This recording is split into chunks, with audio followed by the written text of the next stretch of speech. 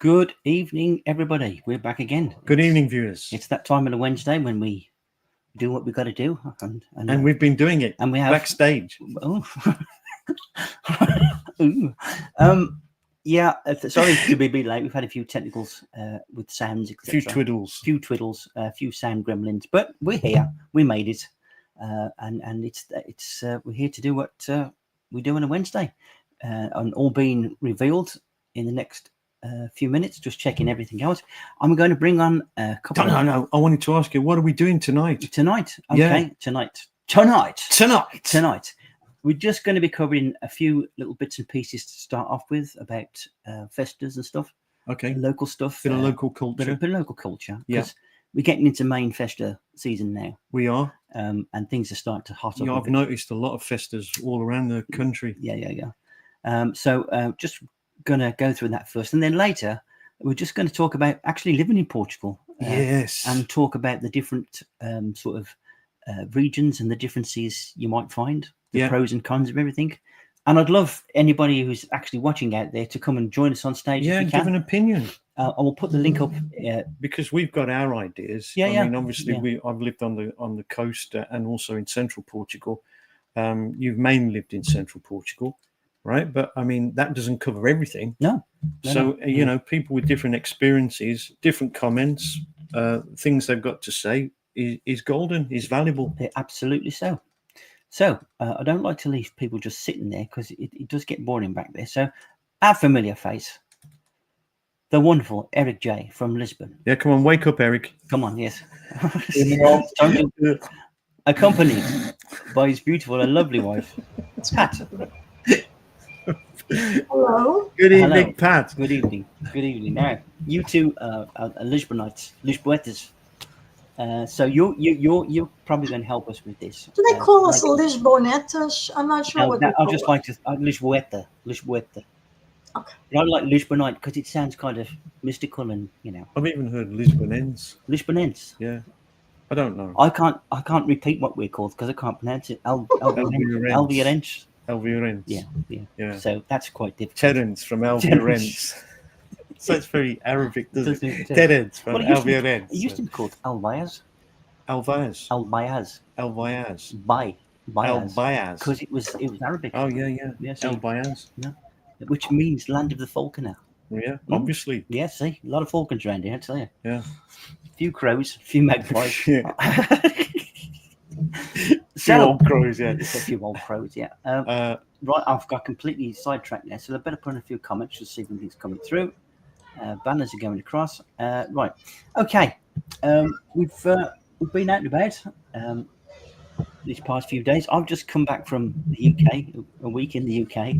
Very, very busy. I got back on Saturday, so what I've got to on the screen is literally one day's worth of go out there, film it, dead on your feet, do the best you can, sort of stuff.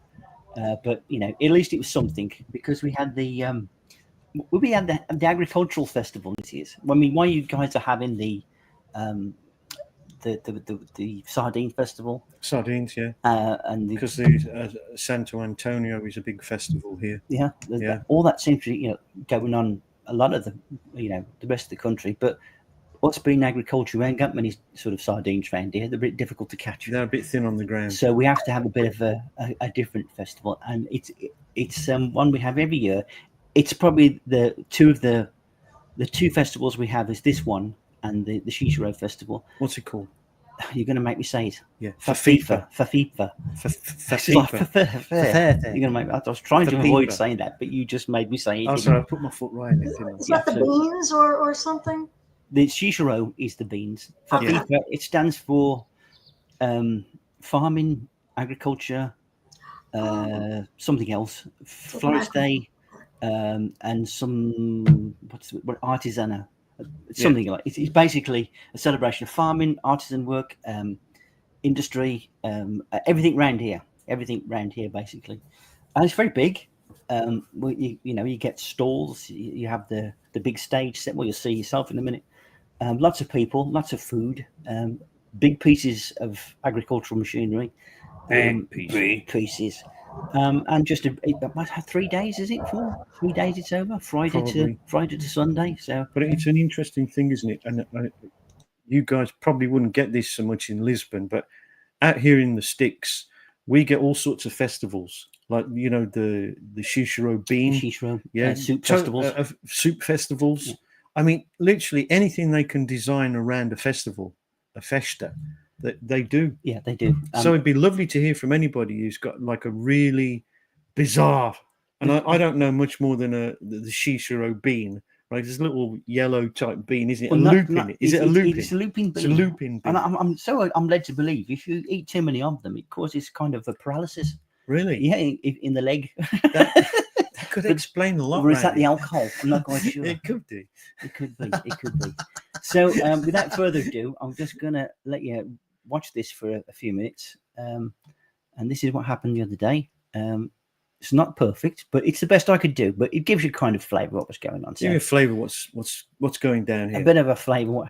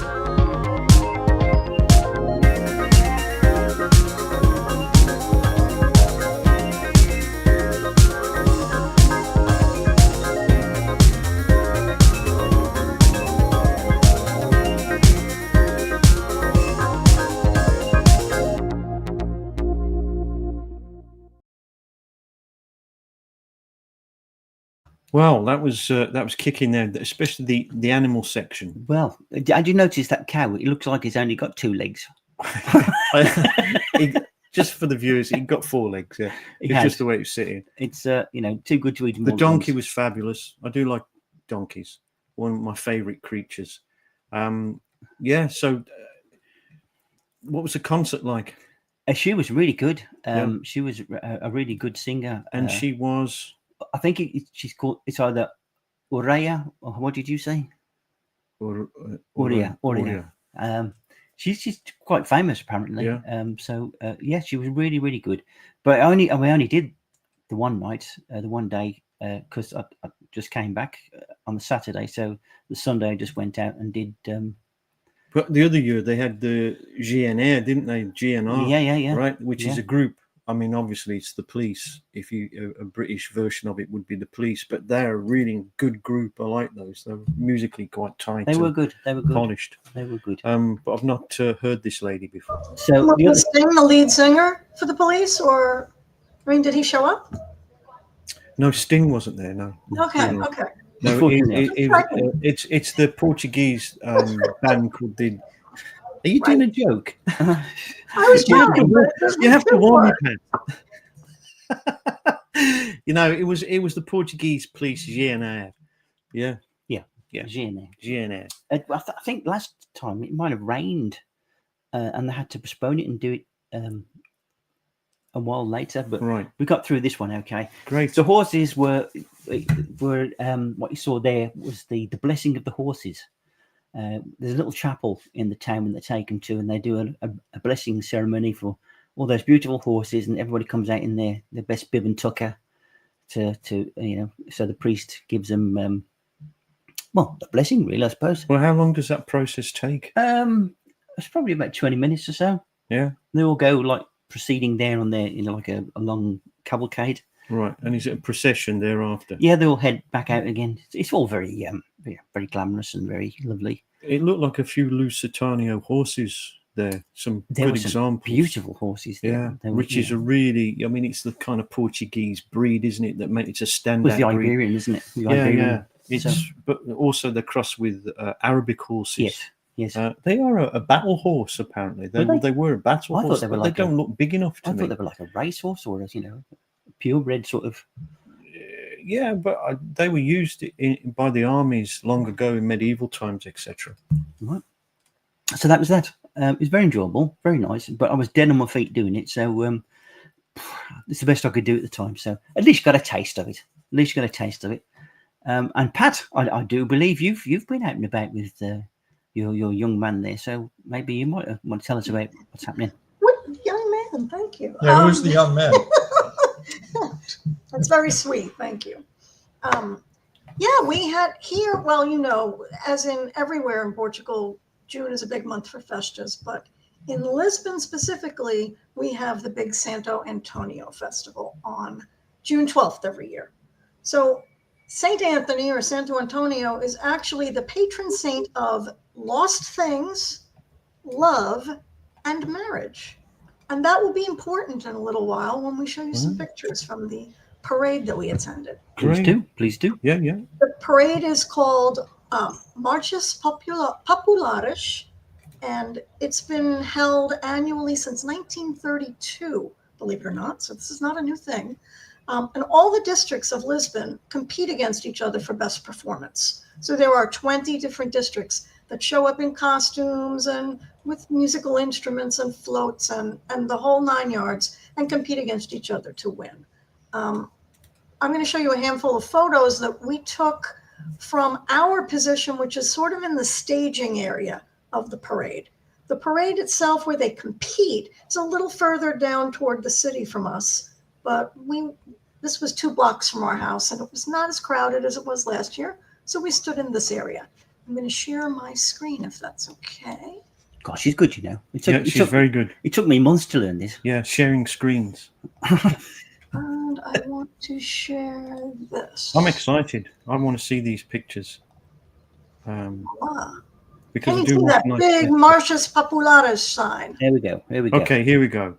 Now, do you want full screen on this, Pat, or do you want me to leave you at the side so you can explain? Let me see what it looks like on your screen. Okay, I can go like that, and that will give you full screen. Yeah, that's fine. That's great. Thank you. Okay, talk us through it then.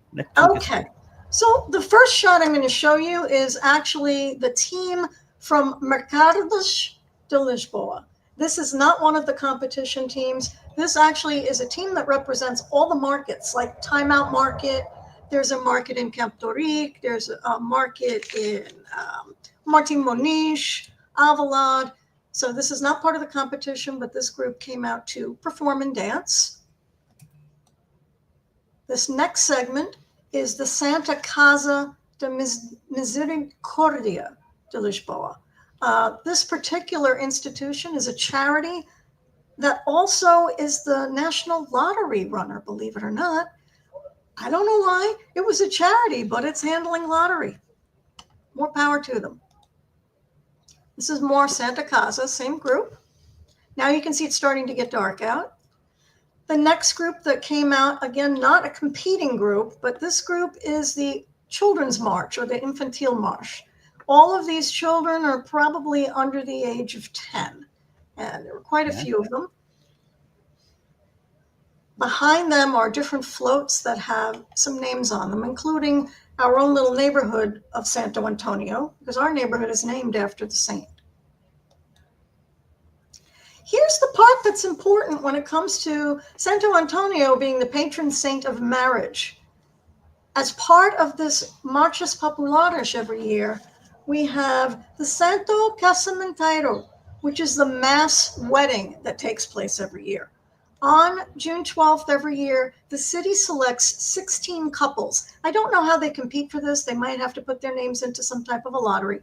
But 16 couples are selected to get married on June 12th, and the city contributes. So these are people who are actually going to get married. They're not just the show. They are actual. They are actual couples that got married earlier in the day. Okay, great. And the city actually sponsors the wedding for them and provides the wedding gown, the ring, and the honeymoon. I don't know how much that must cost, but I'm sure taxpayers are contributing to that. I'm sure they're smiling all the way to the bank. Yes. And here's another shot. This shot is one that my dear husband took because he had a better angle than I. And you can see all the beautiful gowns. Some of them are smooching. It's a very nice part of the parade. And now come the actual competitions. I don't have them all because we didn't stay for the whole parade, but what I will tell you is where each of these finished in the top 20. So Marvilla is the group that came in 6th place. They were the first ones to come out. These gorgeous costumes belong to the Bairro de Boa Vista. Wow. They came in 13th place. I believe they were tied for 13th with another group.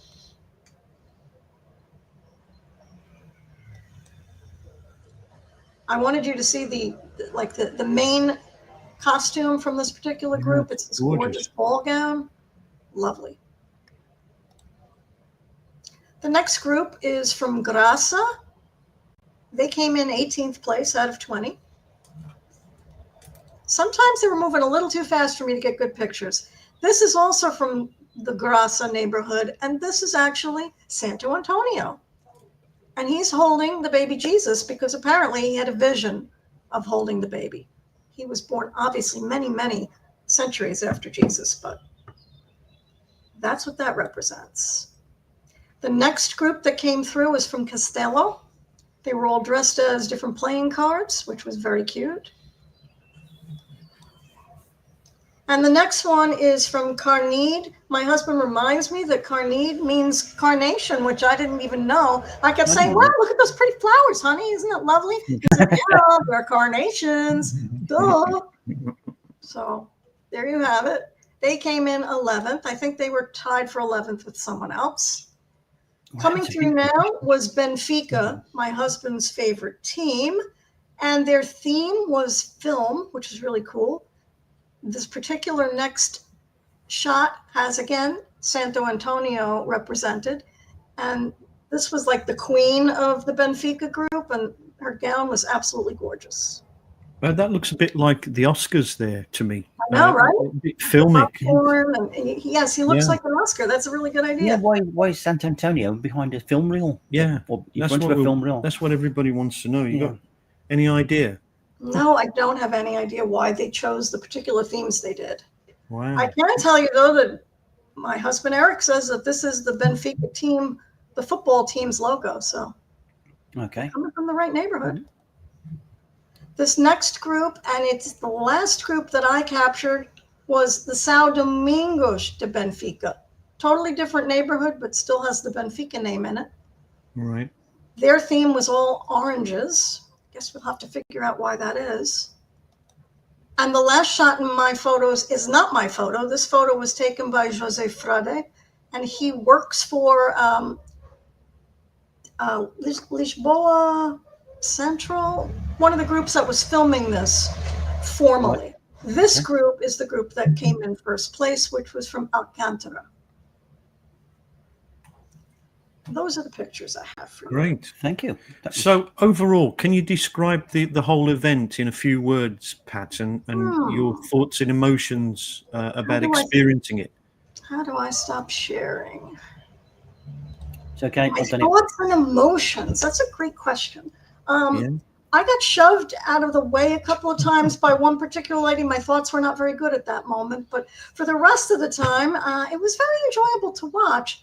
And what I wish that had been happening was that we'd receive some sort of pamphlets to know the order in which the neighborhoods were coming out and what each of the neighborhoods represented, because we didn't know from looking at the costumes. It wasn't clear to us. But it was quite enjoyable to watch. And this year was not as crowded as last year because there was a transit strike at 8 p.m. and this parade started at 9. So if you weren't already in Lisbon when this started, you weren't coming today. It just wasn't happening. The transit strike was the trains and the buses. Yeah. So that sort of put a damper on the whole situation. But there were stands with grilled sardines and caldo verde soup, which is the cabbage and potato green soup that people enjoy. There were stands with beer and sangria and wine and bairao, the alcohol beverage. Maybe not so much the sardines, but maybe the red. Yes. And after the parade was over, everyone dispersed to their own neighborhoods. We dispersed to our own apartment, but everyone dispersed to their own neighborhoods for more parties. And the fest was continued overnight till breakfast time. Yeah. This was an all-night affair. And we weren't there, but we could hear it through the windows. So we definitely knew it was happening right around us. Really, sort of being in Lisbon and that type of thing, you've got to be sort of open-minded and welcoming this type of atmosphere. Oh yeah, absolutely. It's not really going to suit somebody that's kind of totally introverted and needs their own sort of space. No, probably not. But I will tell you that our windows here seal very well. So, I mean, if we didn't want to hear the noise from outside, we could have cut it out completely. We chose to leave the windows open. So how would you contrast that with something, say, like New York? Is there any comparisons? I would maybe compare this to the St. Patrick's Day parade in New York in terms of size. It was a big parade then. It went right down the center of Avenida Liberdade, which is the main avenue here. That's big avenue. Only 2 blocks away from us, but it's the big avenue that runs from the Marquês de Pombal statue all the way down to the start of Baixa, the downtown neighborhood. So it's a long avenue and it's very wide. So I mean the parade could take up as much space as necessary. They had bleachers up for dignitaries or for other invited guests. We couldn't go to the bleachers. Let's put it that way. The rest of us were just at police barricades. But there were bleachers up for people to watch and for the judges to sit and watch. It was quite a big production. Yep. It went on for hours. See, I would say arguably this is probably the second largest parade in the city. The first being April 25th every year. Yes. So this is, comes in second place, but not so far behind. So, and, like Pat was saying earlier, last year there was tons of people there, tons of people. Like we went out and got our spot maybe 10 minutes before the parade started.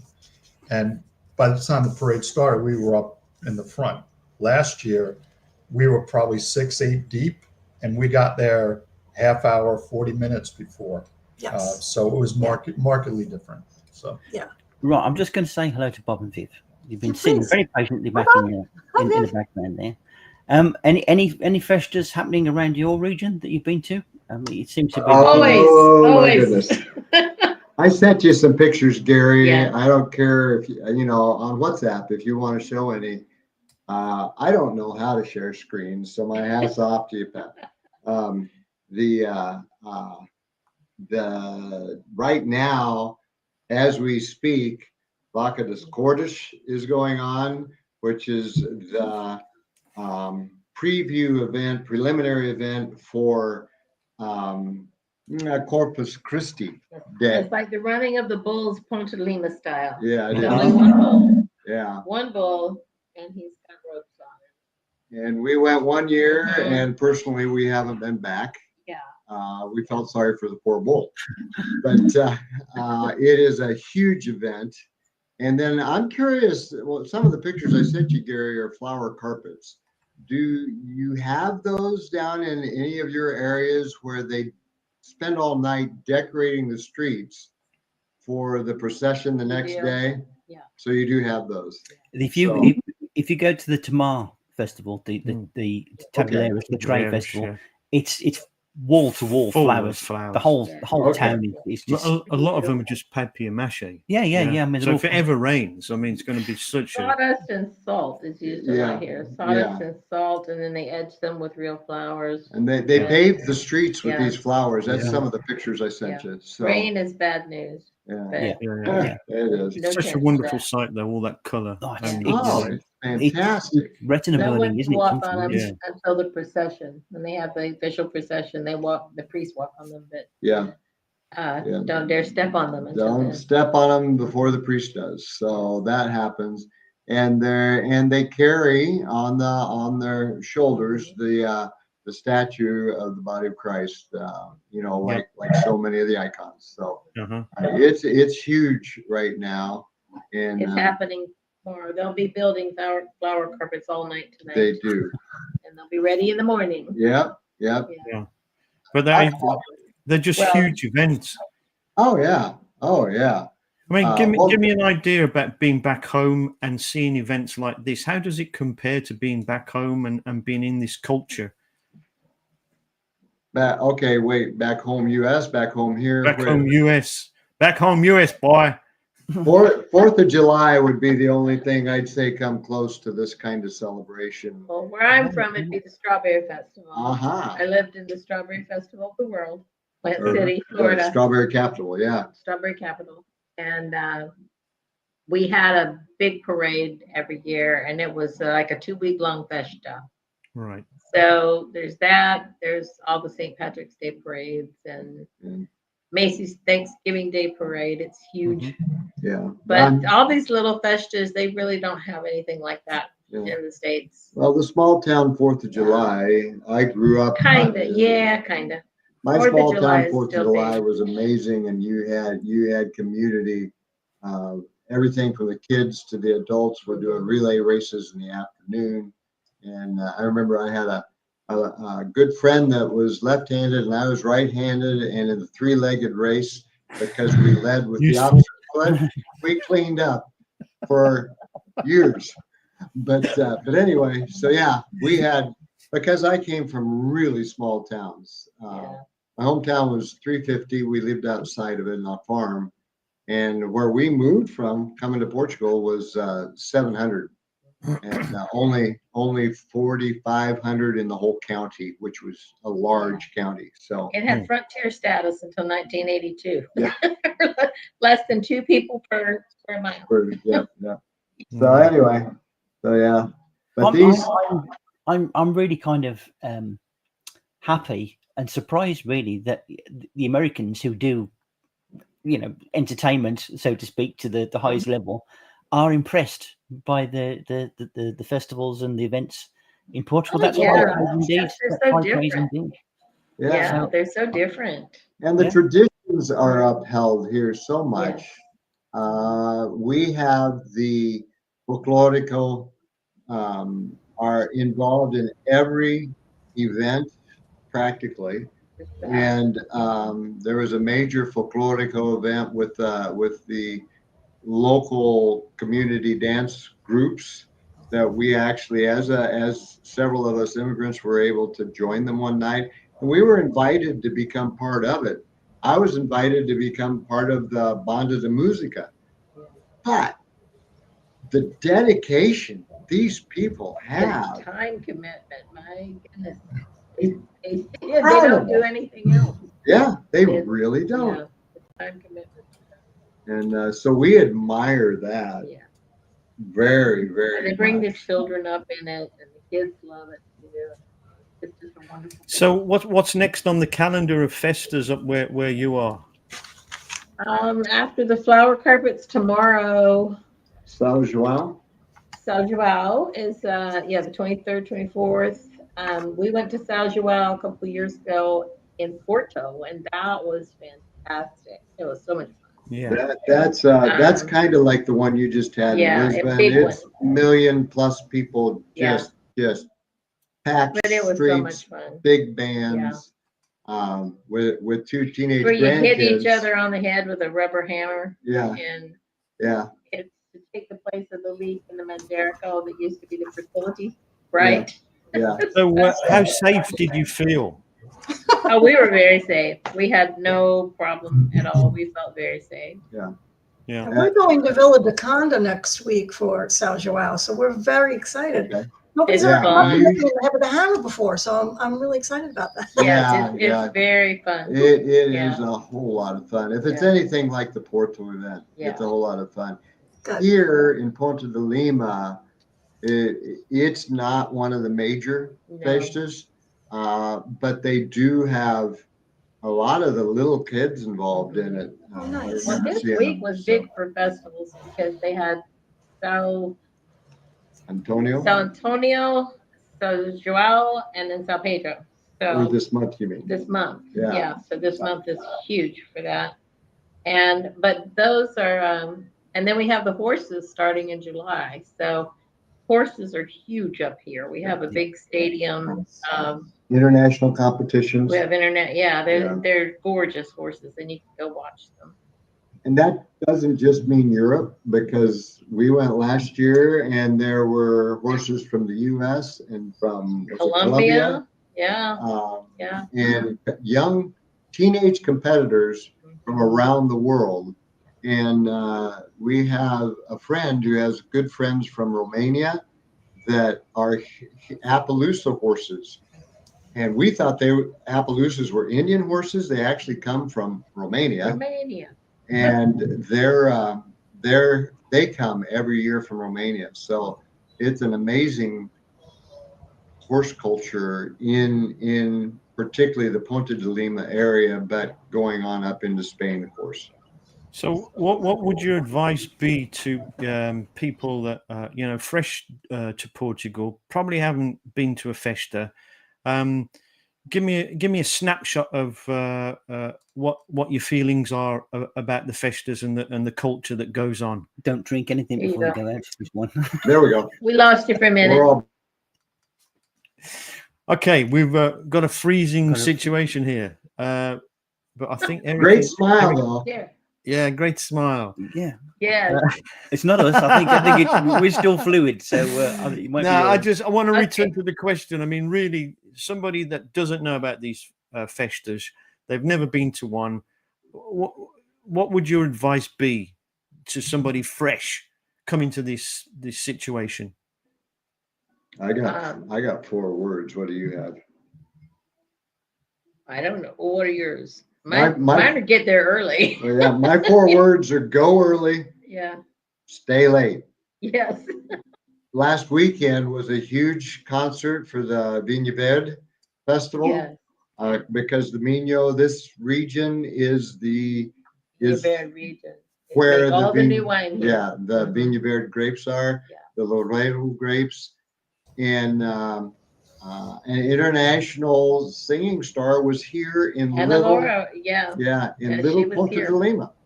Mhm. So yeah, go early, Yeah. stay late. Go early, stay late. Start at 10. That's excellent advice. And Pat and Eric, what would your advice be to people that've never sampled a festa? Just get there. Just do it. Yeah, Just do it. absolutely. Right, Garbo, just Do get you there. think it's worthwhile finding anything out about it beforehand, or do you just think Oh, it's yeah. good just to let it If smack you you in the can, face? if you can, but if you come across one and you don't know anything about it, just go Just anyway. go. Yeah. Yeah, just Go and go. meet the Portuguese people and enjoy what they have Yeah. to offer. And don't Absolutely. be The scared. people are great. The food is great. Yeah. It's wonderful. They're wonderful. Don't be scared of experimenting. If it says a soup festival, right? Don't be just put off by that, because it's probably No. not just a I soup don't know festival. it at all, but It's I'll not go just for gonna be soup, soup. but don't tell me it's snails because I'm not a fan. There will be some soup there, but there And will some probably snails. and probably some snails, but there will be lots of wine and other. Oh, wine's There good. will be. the wines. So what, No what did you problem. guys think about the tell me about the kind of food that was on offer? For us or for Pat and Eric? Well, let's do Pat and Eric first. Yeah. We didn't have any of it. Since it was 9 o'clock at night, we'd already eaten and gotten ready to go down there so we could focus on the actual parade. Yeah. We didn't go anywhere near the stalls. We didn't want to lose our spots at the front Yeah. of the police barricades. So this year, Right. I have no comment about it other than I wish I'd had a little more beer before I went, but I had a little beer when I got back. So No, but truth be told, I don't think there was a whole lot of food being sold near where we were. not There was right. more wine, more beer. The food was mainly consumed after the parade was over. Right. Yes, Because it would be. I could be outside of I was actually out there on and off till like 2:30 in the morning Mhm. because all around me here, What? there was barbecues set up. There was tables in the street. Yeah. It was mainly sardines that were being Sardines, had. yeah. So Lots that of was, sardines. that was the Yeah. whole thing. It's sardine season, so yes, everyone's. So Anywhere, Bob and Viv, are you great lovers of the sardine? I don't love them. Gus loves them. Gus loves them. We're, I don't mind them, but I don't love them. we're Yeah. I tell you what, the best ones we've ever had were made by Carl Munson. Yes, Yeah. And, they were the yeah, best we're- Don't ones. tell him that. He might be listening. Yeah. yeah, Well, it's we've okay. never You never matched know, you them. never know. Yeah. They were so Yeah. good, and he got it from Gilda. Yeah. She set him straight on how to cook. You know, Bifanas. I always remember Gilda's face, or Gilda's Yeah. Yes. when I said to her about sardines. How about a nice quick squeeze of dry cider on this? And it was like Oh, no. I just committed heinous Yes. crime. She would. Very traditional, aren't they? Yeah. Very Oh, traditional. putting You can't olive mess- oil on you can't them. mess with a No. sardine. No. Yeah. Salt, only salt. Only salt. Yeah. And they were delicious. Apart from the sardines, Bob and Viv, did you sample any of the food? Did you go for anything? Yes. Well, we have before. Yes. What did we get? Well, we have a picture of me eating. Yeah, Right? we sent a picture of the Rose Festival, and we Yeah. both have. She has a kebab, and I have a loaded cachorro, and So huge. yeah, Yeah. the beef fauna now, These and farmers are yeah. good. They're always. there's Yeah. and, I do like a nice bifana. Yeah. I do yeah. too. It's one of I my always- favorites. I always think it's not. I'm just one of these people. I like a nice barbecue when I'm to these events. You know. They and, had barbecue. They had grilled chicken. They had a guy with a Grilled big chicken, grill yeah. going with Oh, yeah. chicken. Yeah, and, yeah. I mean, um, it's nothing like the south. You know, the south of the US and the traditional No. barbecues you have there. But I mean, I No. think what they do it very well. They They do it do. in a very understated way. I mean, mhm. like you talk about the grilled chicken and all of that, but it smells incredible, especially when the night carries on. does. Yeah. And it's well worth sampling, and it's not too expensive, is it? no, No. not at all, not at all. No. Now Really? we haven't been big partakers in the eel festival that they Oh, have. In Guiche. Yes. No. It's yeah. I'll pass on that. I might even pass on that, and I'm pretty I adventurous. can't do that. I can't do that. I'd probably give it a go. I'll probably Yeah. The just- lampreys you have the up here. ingredients. You take one look at their face and go, no, I'm not eating that. No. Here you go, Viv, just for you. Yeah. No. And I've heard they taste great. Oh, there we are. What are we eating here? It's a That was a kebab.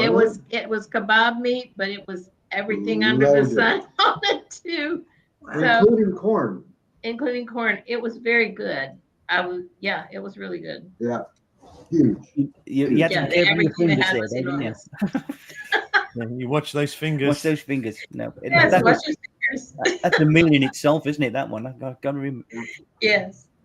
Yeah, but not really typically Portuguese, the kebab. Probably not. No.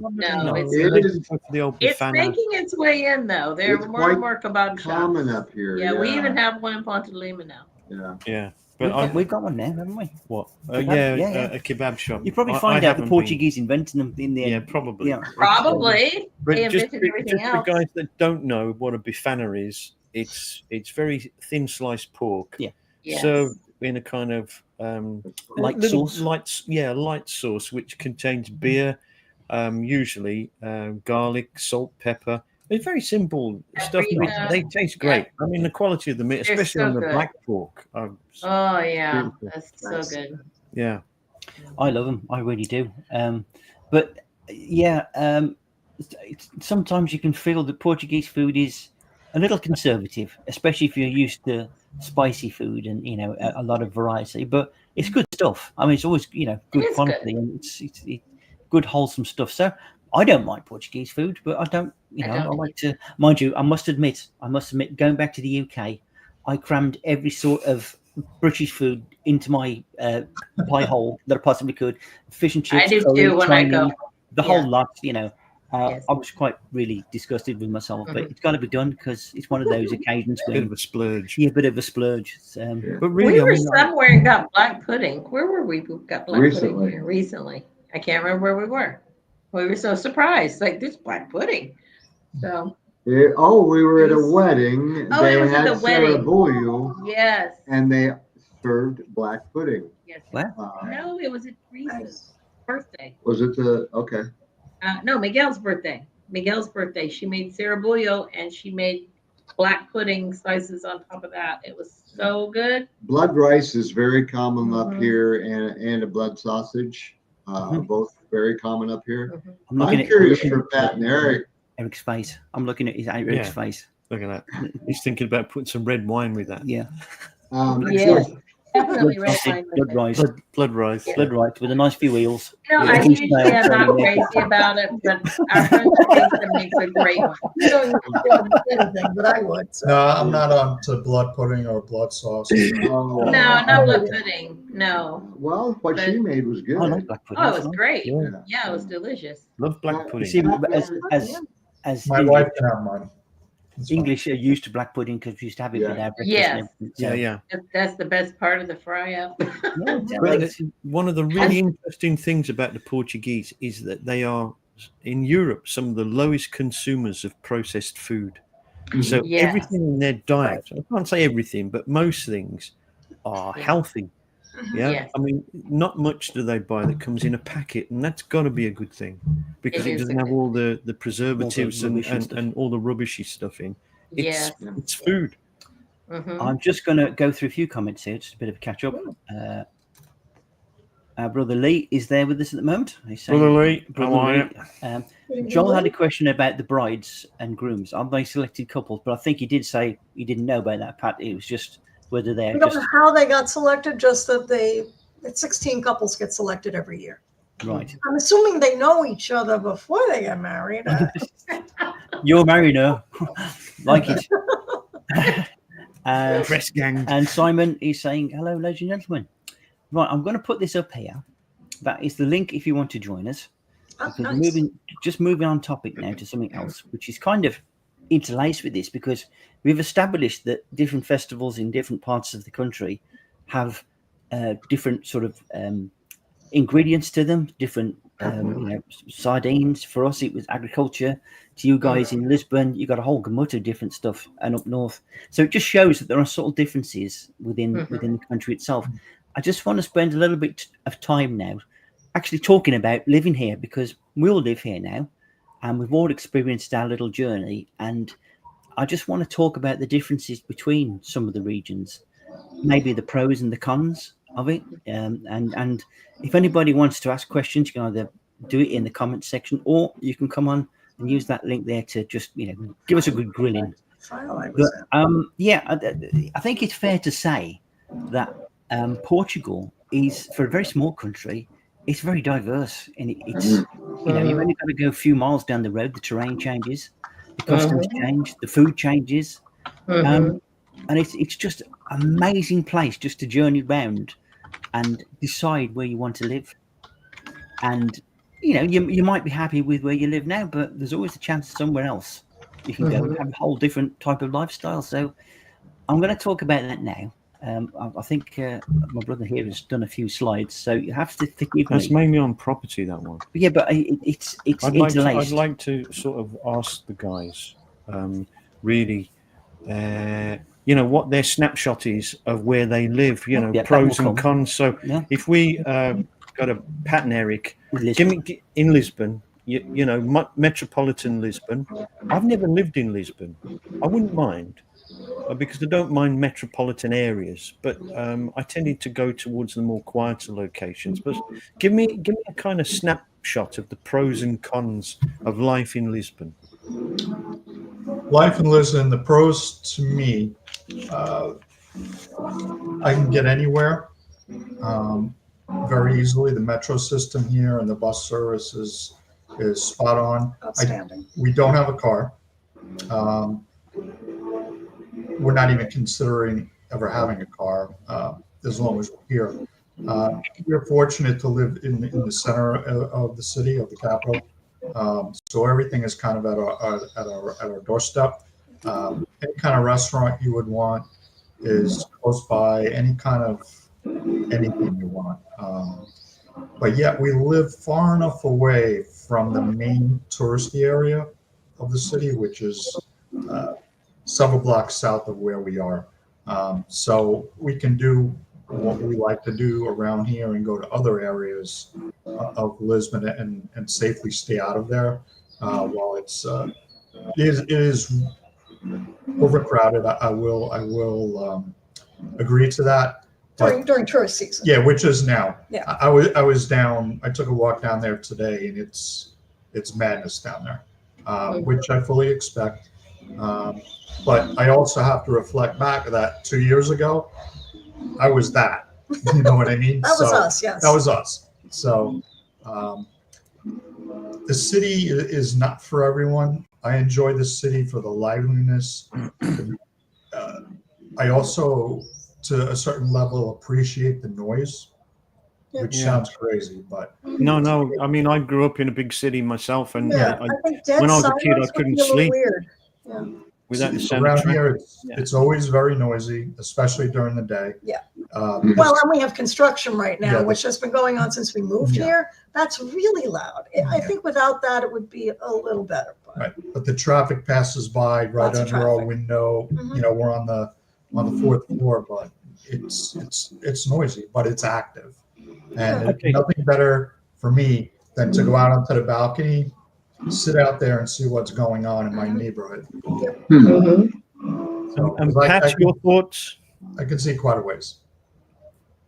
Go ahead. Pat, do you want to add anything to that? I don't have any disagreement with him on this. Love living in. I know it's rare. It's rare. No, I love it. I love being in the city. I love the noise. I love the busyness.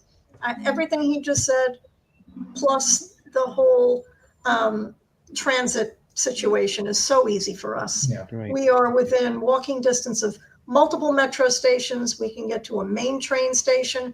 We can get to ferries. We can get to buses. It's all right at our fingertips. One Metro card does it all. Love it. Yeah. Okay. But the great part, the flip side to that is I can go up and visit Garvo and Terrence. I could be up there in an hour and a half on a train. Yes. We were down in the Algarve 2 weeks back, 3 hours on a coach. Yeah. And we're down there. So We can get anywhere we He's want. not been the same since he started speaking Portuguese last week. No, he's definitely He's grown. That grown. lesson's really He's pushed him, hasn't he's it? pushed his boundaries. I tell you, it's so more Yeah, you're so much Portuguese. gravitas. Oomph now, isn't he? But what I wanted to ask you two guys, Pat and Eric, is leap outside yourselves now and look at the situation. And who would you advise not to live in Lisbon? Who would you say, look, this would not be for you? I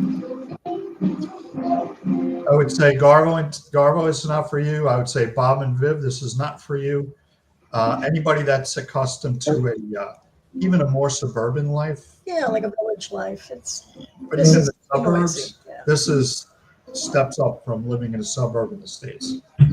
As far as noise, population, all activity. But if you like that kind of thing, there's no better place than right here. Mm-hmm. Okay, so Bob and Viv, yeah. Tell me about your sort of perspective. Where you live, what you like, and how you found things. Well, first off, a car is critical up here. Yes. We have no train. We have very few buses. Very few buses. If you want to catch the bus to the airport at 6 something in the morning, the buses that are on the roads, all the bus stops, there is zero schedule. Yeah. You go Public and you wait. is pretty much non-existent. So yeah, there's a few buses, but that's it. So they're talking about bringing a train here, but so far they haven't. They bring in busloads of tourists. Yeah, that's something that's changed since we got here. It's the push. That's great. That's loads of tourists. Yeah. Yes, from all over Europe. I'm sorry. Yeah. Okay. A whole lot of them from Spain.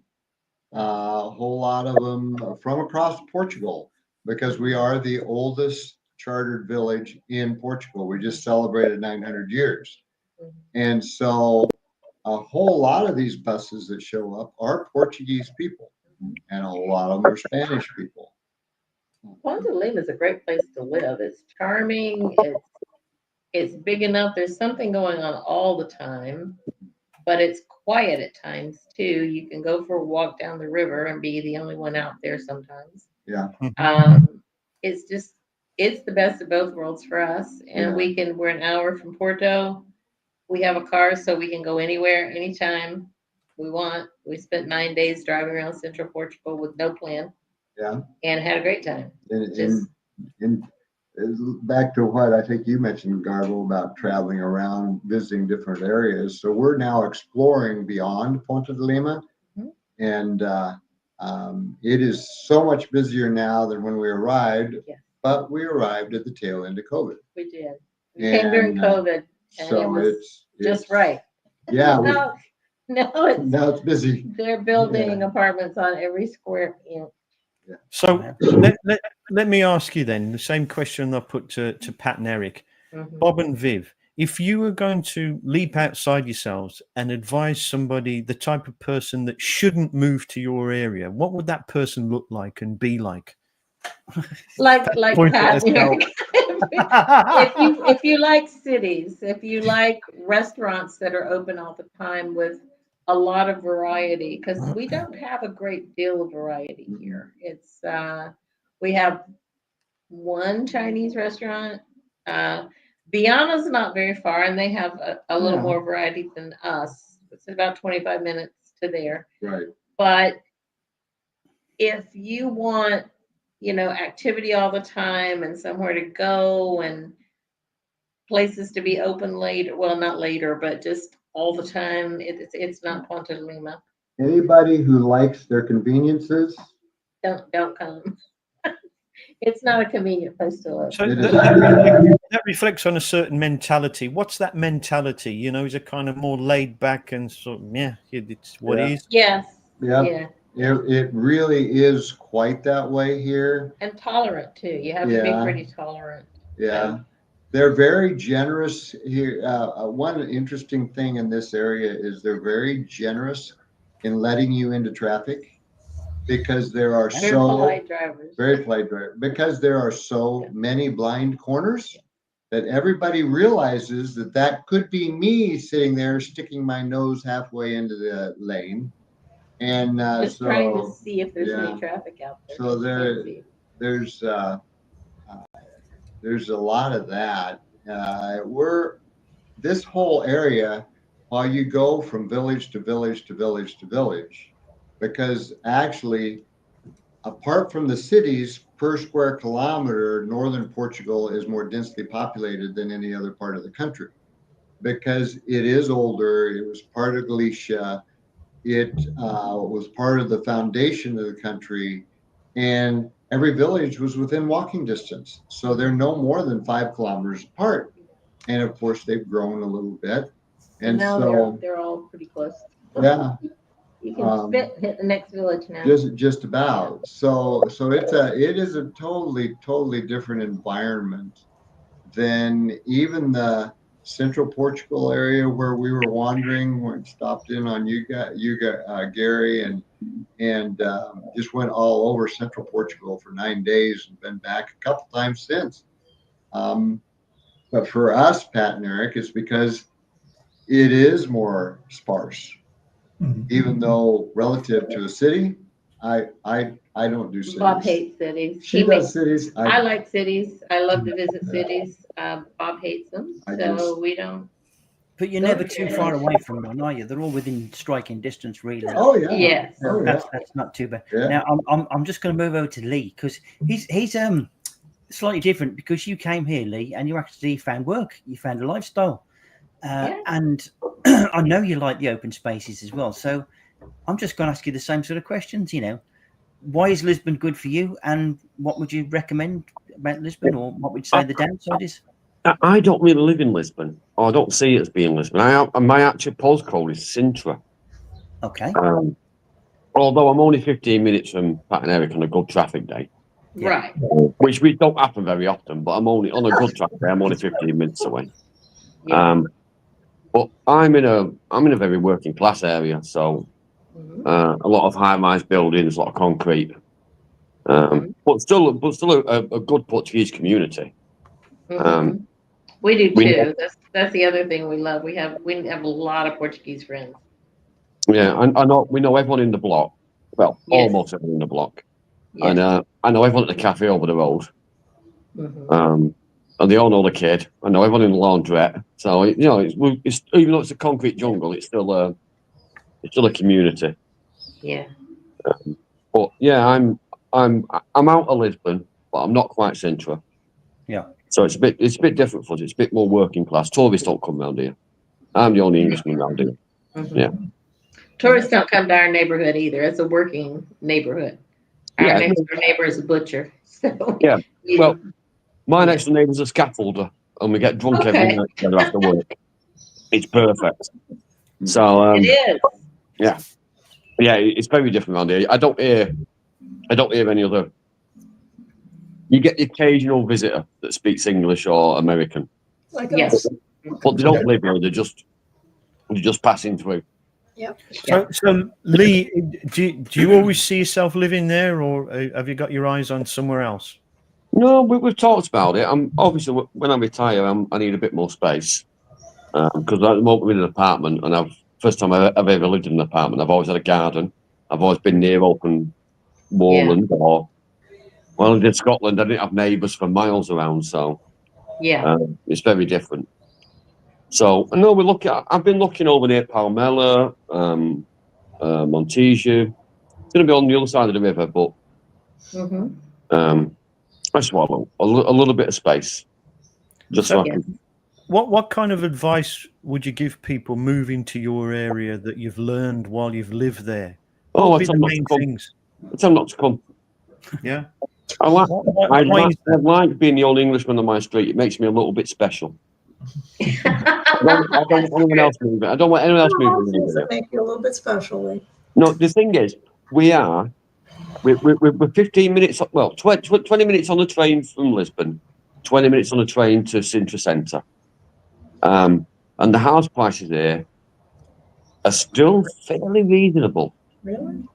Wow. No, and I don't understand why people aren't biting the bullet and moving especially expats moving in.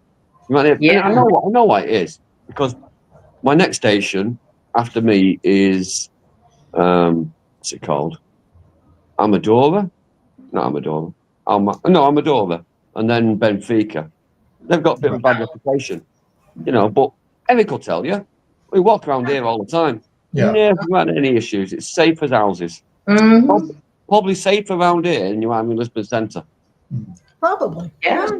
See, I think part of the issue that you have, Lee, is that expats coming from anywhere, language is going to be a problem right off the bat, right? So, Eric, I don't speak a lick. No, I know you do. I had the show on last week with Ben trying to teach you. I thought it was hilarious. It was absolutely hilarious. Yeah. Trying to teach Eric to speak Portuguese. Some protection over there, if you know what I'm saying. It's like if Pat and I were going to, we come over from the States and we say, oh, we're going to live on Lee's Block. Right away, we are like fish out of water, like you couldn't believe. You've been in my cafe. Yeah, I know. Yeah. All the interesting guys. No, I'm not saying it's a bad place, but it's not a place where people are going to start from. All the shops, all the people in the shops. Well, you don't need to speak to people in the shop. You're going to purchase something. I don't need to have a conversation with a guy in the off license. He knows I drink white wine. He keeps JP in the fridge for me now. Right. That's great. Never spoke to the guy. Yeah. Perfect. So if you could put a negative list on that one, what is the downside of living where you live? Oh, it's got to be traffic. Cobbles are a nightmare. Cobbles when it's wet are a nightmare, and everything around the is cobbles. Yeah, those stupid dogs. Portugal needs to just invest in a lot of tarmac and curb edges. And just get We live on a cobblestone street too. It's very loud. It doesn't work as long. That's why. The air island's called Montebrau, which means like top of the hill. Yeah. And when it rains, you don't have to walk to your car. You make sure you're parked below the door. Step outside and just skate down to it, because it's like ice on the street. Oh. I don't know how the older people cope with it. That's an important thing, because like when you get disabled people, I don't know how disabled people, wheelchairs or mobility issues, cope with it, and older people, because when you get those cobbles, well, I've had it myself. They can give you a bad back if you walk on too many of them, because the way it moves all the time. If you're physically disabled in Portugal, where it's to an extent where you need to have a blue badge, they actually give you the closest slot to your front door, and they make it a disabled space, but it's not a disabled space for anybody. It's your disabled space, and it has a sign with your registration number on it. So disabled people can park right outside the house. Now there is a young guy I see with I'm not sure what his condition is, but he's got a dodgy leg, and he uses 2 sticks. And I see him most mornings getting on public transport to go down to the train station. He seems to go up all right, but he walks on the tarmac. He walks in the street. And again, it's a bit of a quiet community. So I imagine anyone out at 7 o'clock in the morning has seen him most mornings. So you're kind of looking out for him, and you try to avoid him. I've hit him a couple of times, but he seems to get back up. Surprisingly resilient. Well, I noticed when I went to the airport. I did a few weeks ago see the bus driver. Actually, the lad was only halfway down towards the bus stop, and the bus driver actually stopped the bus in the middle of the street at a junction and just blocked everything for 3 or 4 minutes while this lad got on the bus, to save him walking extra 20 metres to the bus stop where he could have phoned in. But I mean, you kind of get used to it. Those acts of kindness. I mean, so regular. No! It inconvenienced me terribly. I was 4 minutes late getting to my coffee on the side of the river because of that. I was not. You know, you've had all this publicity about the airports in Portugal being overrun, and lots of delays and stuff. We came back into Lisbon, and it was like they say, it was just bedlam. There was like a farm shed. There was thousands of people waiting to go through. And Linda was she was walking around with a stick because obviously her feet aren't great, and it worked like a charm. They just pointed, oh, priority goes through there. You do, yeah. And kind of waved everybody in a kind of, Just sit her in a wheelchair. You go straight to the front of the line. What they should have done have a is let special Linda security through. line, everything. Yeah. You should have let Linda through and made you wait in the queue because there's nothing wrong with you.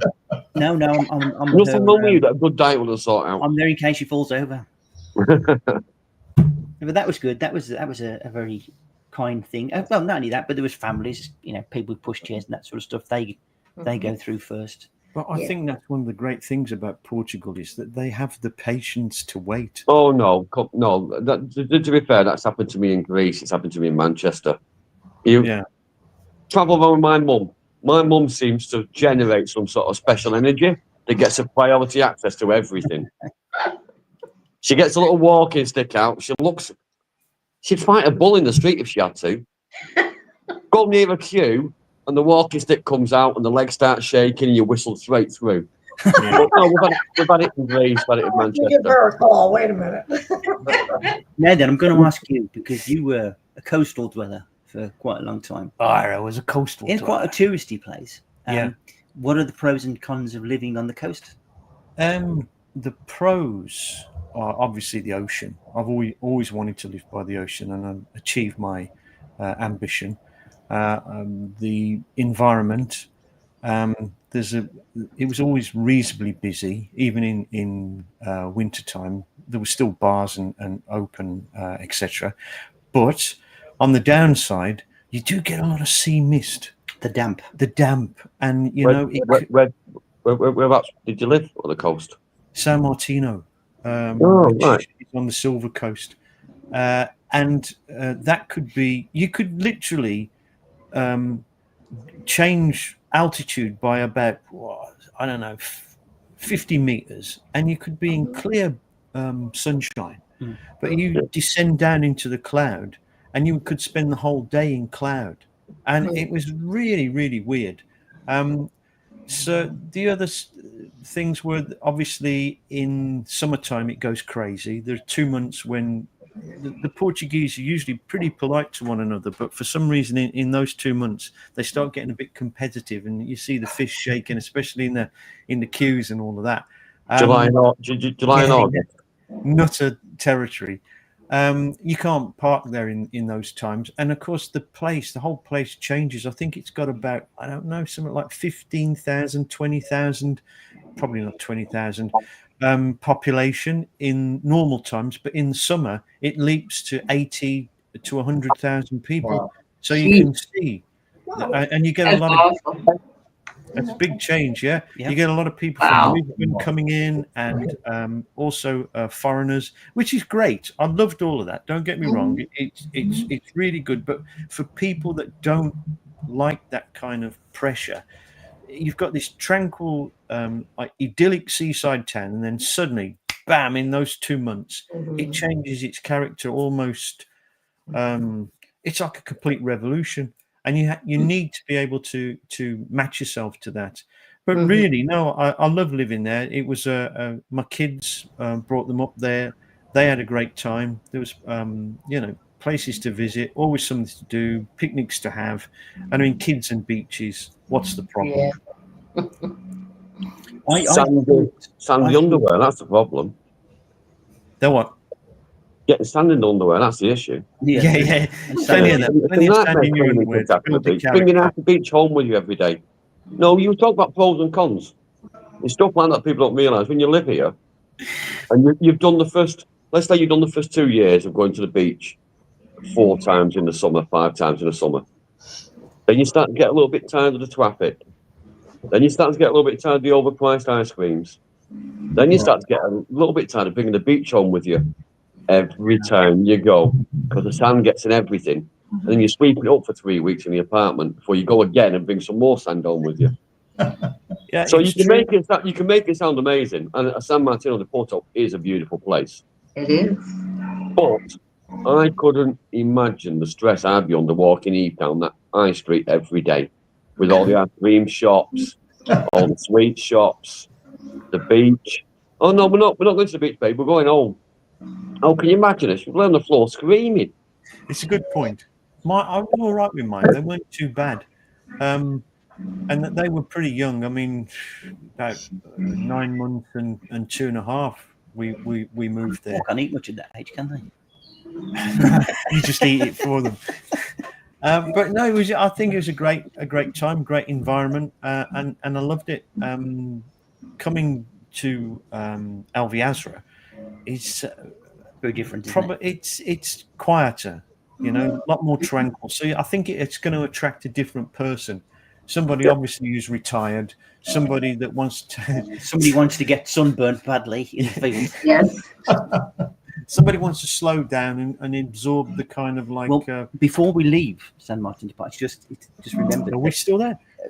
Bob has informed me that it's the Munson karaoke this weekend. Summer days. This weekend, yes. No, is it not next week? It's not the last weekend of every month. No, Saturday night. It's Saturday night, 21st. So will that swell the population of? Markedly. Mind you, it is pretty swelled at the moment. Hey, we're coming. It's 3 hours. We're coming. Oh. So anybody's fancy getting the old singing songs and the moves together? Will you be attending this one? Will. I'll be going down. You gotta come, Terry. You're the best singer there. I'll stop it. I keep saying, Gary, that I'll arrange a trip up with the boys. I'll arrange a trip up with the lads one time and come up and do it. Have a night up there. Only if you have a sing song. I need to get in the machine. I'm not going to sing. I'll get a few points then. You get the I'll hold your beer while you sing. How's that? No, we'll sing together because I don't like singing either. So he's got a good voice as well, but he doesn't want to sing. Gary's good. Okay. Gary's good. Ladies, gentlemen, I'm gonna knock off, go for a shower. Been lovely seeing everybody. You deserve it. Right. Okay. Nice to see you. Good night, everybody. Ciao, ciao. Now, I'll come to Alviazra, right? Now, the difference I noticed between San Martin de Porto and Alviazra, the first thing I noticed was that bloody mist, right? And how it permeates and dampens everything. And it's very fresh in my mind that when you used to get into bed at night, the sheets were always damp. Yeah. You'd always get that level of dampness. And that is no good for me or Linda. That's bad medicine. Bad for rheumatism. Bad for rheumatism. Bad for anybody with chest difficulties or whatever. Yeah. So I didn't want the busyness of the seaside resorts and the tourism and the ease of finding somebody that might speak English. That's what I didn't want. You wanted a bit more of a challenge. I wanted a challenge. So I parachuted into this place where hardly anybody speaks English. It's increasing now. And I suppose the pros of living here is such is the situation within an hour's drive of me, right? I can go to Coimbra, I can go to Tamar, I can go to Pombal, I can go to the seaside, I can go to rivers, I can go to mountains, right? I've got it all. I've got it all. You do. It's a beautiful place. Yeah, and it's such a lovely gamut of different things you can do. And within 5 miles, it's changed. The scenery's changed. I can go fishing. I can go swimming. I can go walking. Anything. It's all round. Go mountain climbing. Yes. You go mountain climbing, and the air quality here is fantastic, which is really important for me. Coming back into Lisbon, flying because we got a flight from Lisbon. Within like 5 or 10 minutes, I was tasting the fumes of the traffic. I could, sense it. You can. Yeah, I know what you mean. It's there in the back of the throat. So, especially near the airport where you're at, there's major highways that are all running through there. So it's always bogged down here. It's the same anywhere. When I went back to the UK, same thing. I'm just not used to that level of pollution now. And the traffic now, it was just driving me crazy, man. Yeah.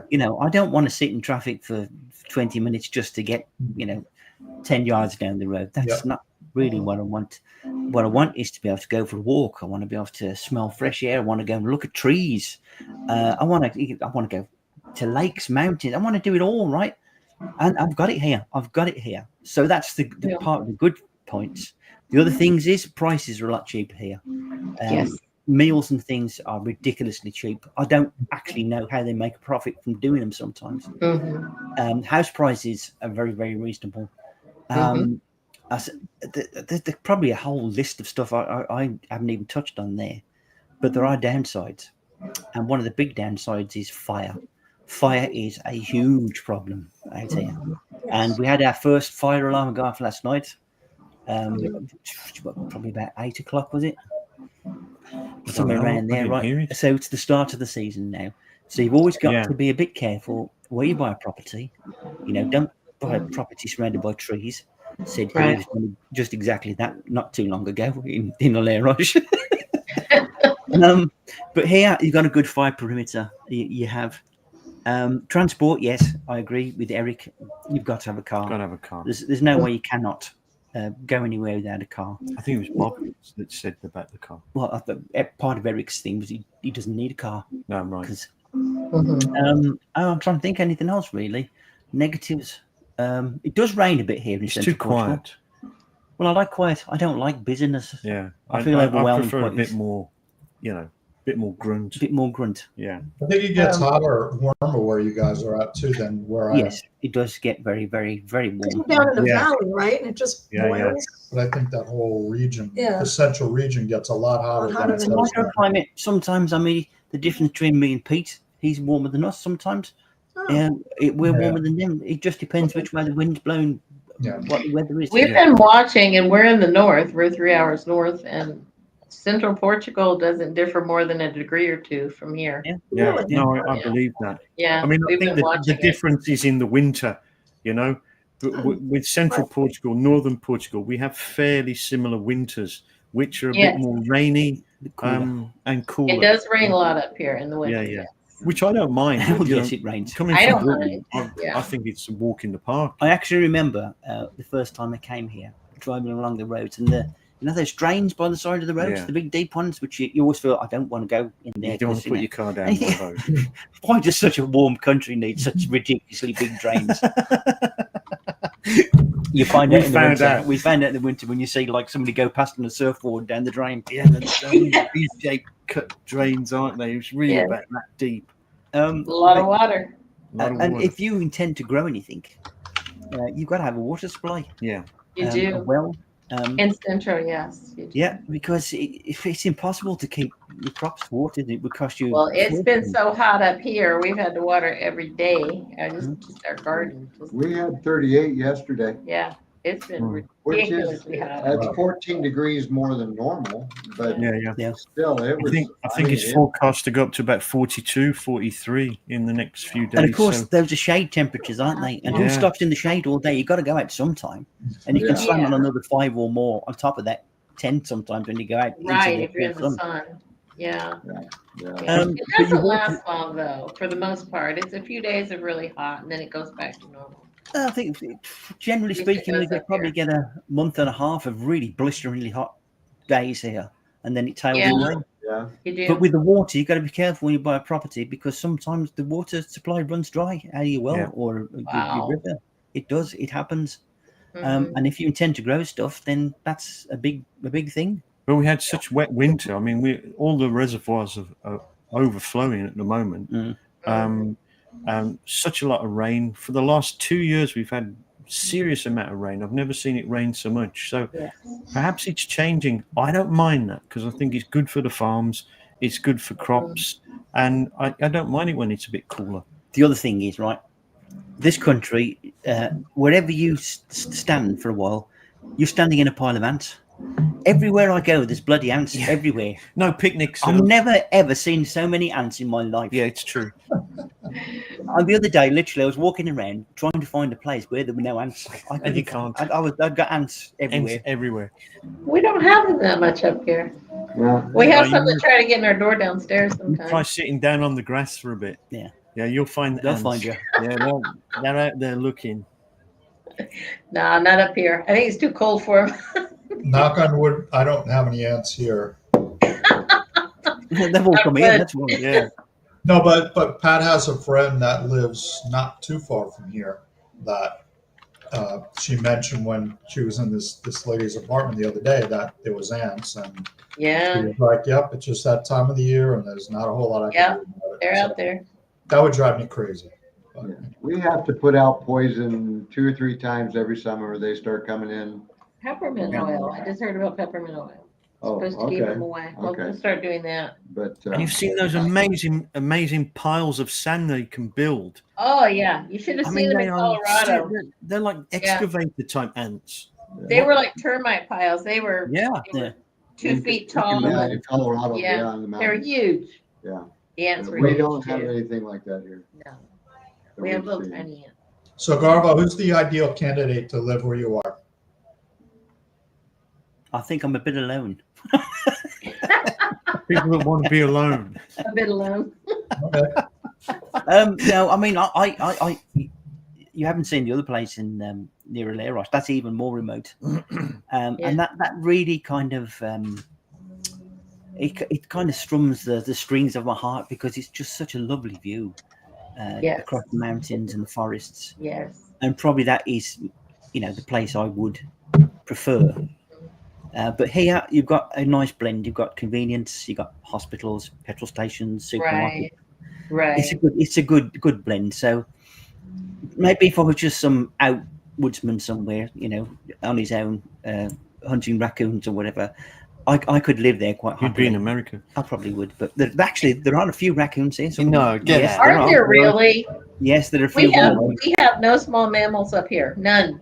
No. Not any. Not a rabbit. Not a squirrel. Nothing. Somebody let one go somewhere.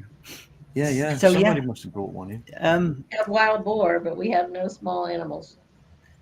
Yeah, plenty of wild boar.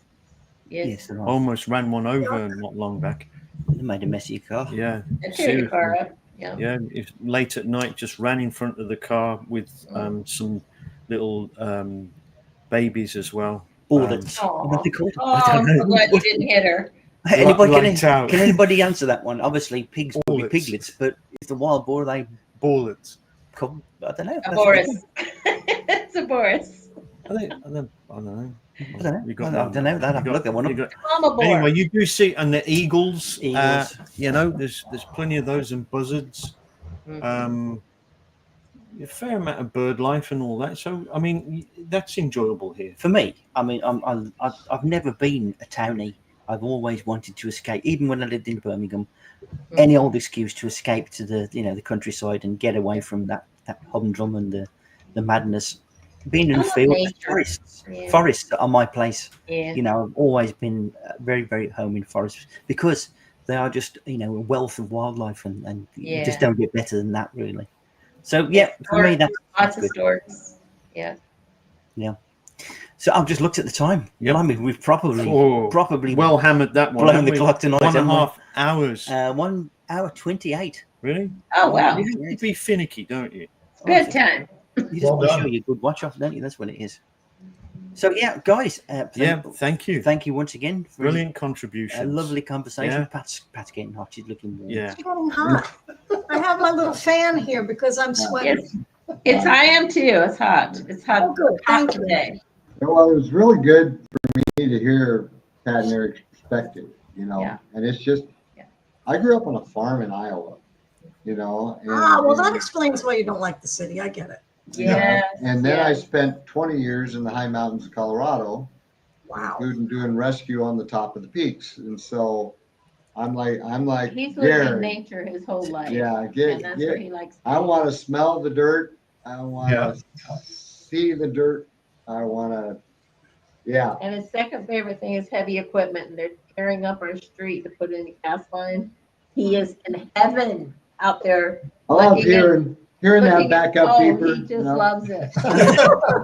Runs out and talks to them every day. Oh, I hear the backup beeper here every day. We got all that right outside.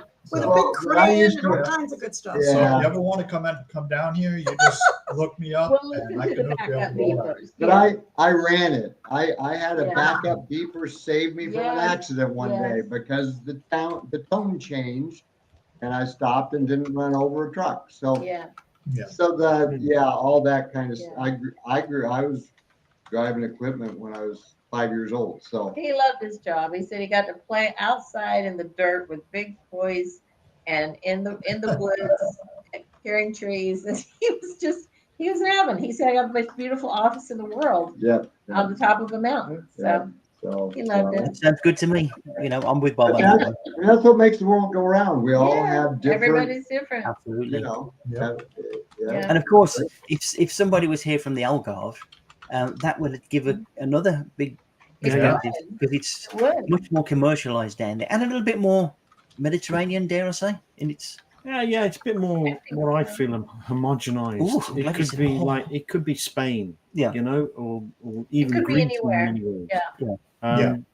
Some people love that. I don't mind it. You know, I don't mind visiting it, but I wouldn't want to live there. Yeah. But I think that was kind of your viewpoint, wasn't it, Pat and Eric? You went there, had a look. It was nice to visit, but then again, there's going to be different places. There's going to be little places that are not developed, the little seaside villages. They are. Yeah, we went from one side to the other. This country is so beautiful. Every place we've been to, we'd go back to. Yeah, I know. Where we would. It's hard to find an ugly place in Portugal. Yeah.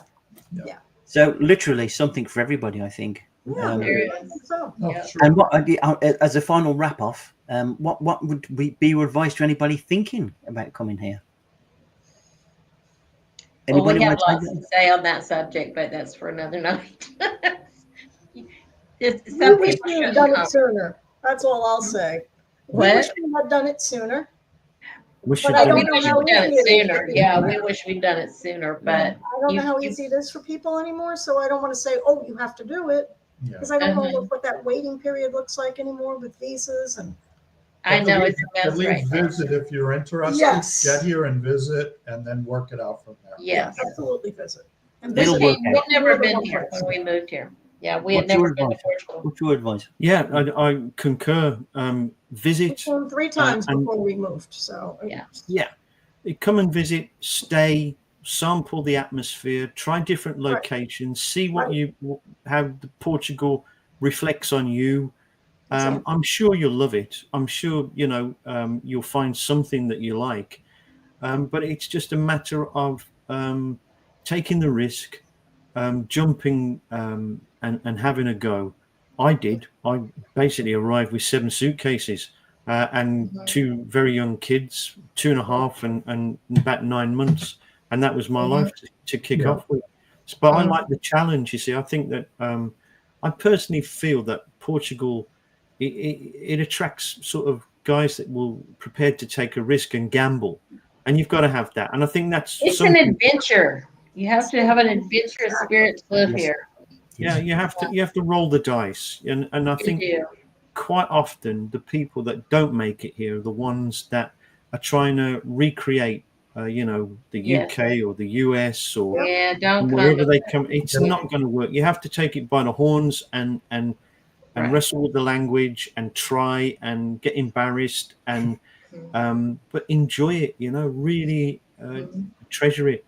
And one of the suitcases that you bring, just pack it with patience and nothing else. Yeah, I want to paperwork as well. I mean, from my own point of view, like I agree. I wish I could have done it earlier.